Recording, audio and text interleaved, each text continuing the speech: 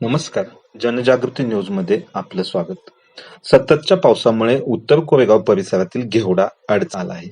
संततधार पावसामुळे काढण्याच्या स्थितीत आलेल्या घेवड्याच्या शेंगांना कोंब आल्याने शेतकऱ्यांचे मोठे नुकसान झाले आहे. उत्तर कोरेगाव परिसर घेवड्याचे आगार म्हणून प्रचलित आहे. या हंगामात कोट्यवधी रुपयांची उलाढाल घेवडा पिकातून होत असते. यावर्षी मात्र पावसामुळे शेतकऱ्यांची मोठी निराशा झाली आहे.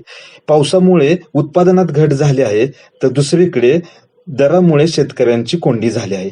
प्रति किलो 100 ते 120 रुपये किलो दराने विकला जाणारा घेवडा आता मात्र 65 ते 70 रुपये प्रति किलो दराने विकला जात असल्यामुळे शेतकऱ्यांचा भांडवली खर्च निघणे देखील कठीण झाले आहे.